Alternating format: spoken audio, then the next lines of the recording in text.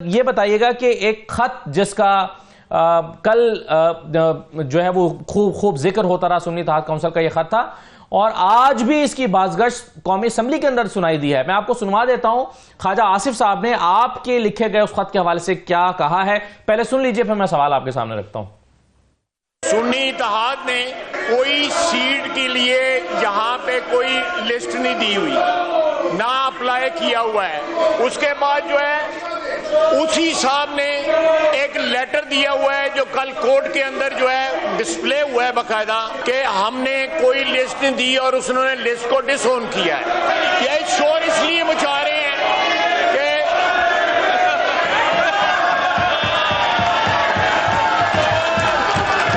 آخر میں گھڑی بھی نکال کر لہرا دی خواجہ آصف صاحب نے اور انہوں نے کہا کہ انہوں نے خط نہیں لکھا، کوئی لسٹ نہیں دی ہوئی ہے، اور پھر خط بھی لکھ دیا کہ جناب ہم نے کوئی لسٹ نہیں دی ہے۔ صاحبزادہ صاحب، یہ کنفیوژن ختم نہیں ہوئی ہے ابھی تک، آج بھی برقرار ہے اور اس کا خواجہ صاحب نے ذکر بھی کیا ہے، کیا معاملہ ہے؟ جی بسم اللہ الرحمن الرحیم۔ بھائی بہت شکریہ۔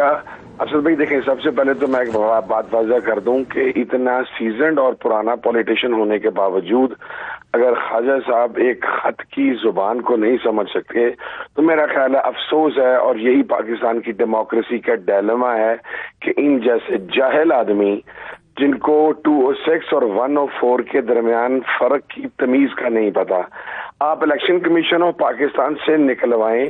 کیا تمام پولیٹیکل پارٹیز کو خط نہیں لکھا گیا کہ وہ جنرل الیکشنز جو 8 فروری کو کنڈکٹ ہوئے ان الیکشنز میں پارٹیز نے جن خواتین کو جنرل الیکشن کنٹیسٹ کرنے کے لیے ٹکٹ جاری کیے، الیکشن کمیشن نے ان کی تفصیل مانگی۔ میں آپ کو ہارڈ کاپی پرووائڈ کر دیتا ہوں الیکشن کمیشن آف پاکستان کی، اور یہ صرف میری پارٹی کو سنی اتحاد کونسل سے نہیں مانگی گئی، پاکستان کی دیگر تمام پولیٹیکل پارٹیز سے مانگی گئی، جس میں Peoples Party, P M L N, all the registered political parties شامل ہیں۔ 23 تاریخ کے اس خط میں ہمیں یہ انڈیکیٹ کیا گیا کہ اگر ہم نے 26 تاریخ تک جنرل الیکشن لڑنے والی خواتین کی لسٹیں پرووائیڈ نہ کی تو ہماری پارٹی کے خلاف تادیبی کارروائی کی جائے گی، جیسا کہ پہلے پاکستان تحریک انصاف کو خام خواہ وکٹمائز کیا گیا، بلے کا نشان اڑا دیا گیا۔ تو ظاہر ہے ہمارے سائٹ پر بھی یہ وہاں موجود تھا کہ یہ کہیں دوبارہ، اب چونکہ ہم پاکستان تحریک انصاف کے اتحادی ہیں، تمام P T I backed candidate ہماری پارٹی میں آ گئے ہیں، تو اب دوبارہ کو نیا تادیبی کارروائی ہمارے خلاف بھی نہ ہو جائے۔ ہم نے ایز پر لا 26 کو ان کو رپلائی کیا کہ جناب والا سنی اتحاد کونسل نے as a party general election میں ٹکٹس جاری نہیں کیے کسی بھی خاتون کو، اور اس لیے ہماری خاتون کی کوئی لسٹ نہیں ہے۔ That is it, full stop, matter closed. یہ لیٹر تمام پولیٹیکل پارٹیز کو لکھا گیا۔ لیکن یہ بات چلے خواجہ آصف صاحب کو سمجھ نہیں آئی، لیکن چیف الیکشن کمشنر بھی کنفیوز ہوئے، وہ بھی میں اس کے اوپر رسپونڈ کر چکا ہوں۔ جی وہ آپ کر چکے ہیں۔ آپ دعا کریں اب یہ چیف الیکشن کمشنر صاحب اسی چیز کو بیس بنا کر اگر انہوں نے ہماری اپلیکیشن ریجیکٹ کی تو انشاءاللہ میں آپ کو بتاؤں گا کہ اسی چیف الیکشن کمشنر کو، ان تمام ممبران کو میں تو عزت کا نہ صرف دعویٰ دائر کروں گا بلکہ میں میری ذاتی شخصیت اور میری پارٹی کو ڈی فیم کرنے پر نہیں، مگر اس کی تو ضرورت نہیں رہے گی نا، جانے کے اندر میں ان کو عدالت میں لے کے جاؤں گا۔ اس کی مگر کیا ضرورت رہے گی صاحبزادہ صاحب؟ آپ تو سپریم کورٹ چلے جائیں گے اس فیصلے کو لے کر۔ میری عرض سنیں نا سر، میری عرض سنیں، کیوں نہ میں لے کر جاؤں؟ آپ کی مخصوص نشستیں میٹر کرتا ہے آرٹیکل 104 104 کے تحت ہم نے آج سے 10 دن پہلے درخواست دی ہوئی ہے۔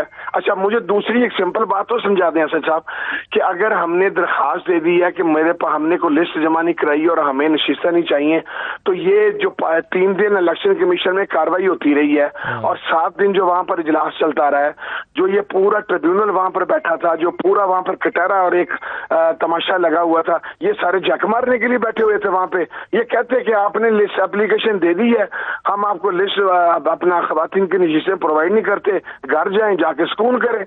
پھر اس کے اوپر یہ ہیئرنگ کس چیز کی کر رہے تھے؟ ان کو ادراک ہوا کل جب میں نے رات کو کہا ہے کہ میں انہیں عدالت میں لے کر جاؤں گا حد کے عزت میں.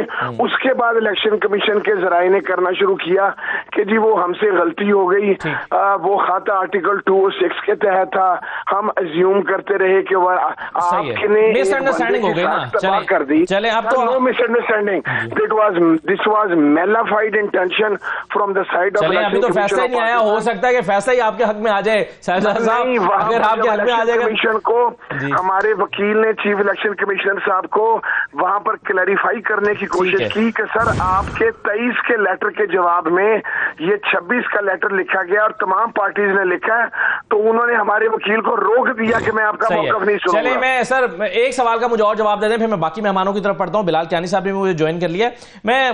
مجھے صرف یہ بتا دیں کہ آپ کا ایک بیان چلتا رہا, آپ نے کہا کہ اگر ہمیں مخصوص نشستیں نہ ملی تو پھر ہمیں پارلیمنٹ میں نہیں بیٹھنا چاہیے. کیا یہ ایک آپ کا جذباتی بیان تھا, پالیسی بیان تھا, یہ مشاورت کے بعد طے ہوا ہے, یا آپ نے اس کو ریویو کر لیا ہے؟ آپ اس پر کیا کہتے ہیں آپ؟ نہیں, میں نے نشستیں نہ ملنے پر پارلیمان میں بیٹھنے کی بات نہیں کی تھی. میں نے یہ کہا تھا کہ جس طریقے سے ہمارے امیدواران کے ریزلٹ چینج کیے جا رہے ہیں, ہمارے نشستیں بھی نہیں دی جا رہی. آج اسی وقت سعد اللہ بلوچ صاحب, میرا بھائی زین قریشی صاحب یہاں پر بیٹھے ہوئے ہیں, ہمارے ایم این اے سعد اللہ بلوچ نے آج حلف لیا. وہ وہاں پر حلف لے رہا تھا, اس کی ایبسنس میں ری کاؤنٹنگ کر کے اسے الیکشن ہروا دیا گیا ہے, اور ابھی پی ایم ایل این کا ایک بندے ہارے ہوئے بندے کو علی گور بلوچ کی کامیابی کا نوٹیفیکیشن کر اس کو کامیاب قرار دے دیا گیا ری کاؤنٹنگ کے اندر. میں یہ کہہ رہا تھا کہ اگر اسی طریقے سے انہوں نے ہماری 20-22 نشستیں کم کر دیں تو اس صورت کے اندر میرا ذاتی نقطہ نظر ہے, یہ میں نے اپنی پارٹی کا یا میں نے تحریک انصاف کی طرف سے نہیں کہا کہ اگر ہماری تعداد, پہلے تو ہماری 60-70 سیٹیں ویسے کھا گئے, اب اگر مزید ان 90 آئی ہوئی سیٹوں میں سے بھی انہوں نے 20-25 سیٹیں کھا جانی ہیں تو پھر میرا ذاتی خیال یہ ہے کہ میں نہیں بیٹھنا چاہیے. یہ میرا ذاتی نقطہ نظر ہے. لیکن ابھی پارٹی میں مشاورت نہیں. بہت شکریہ.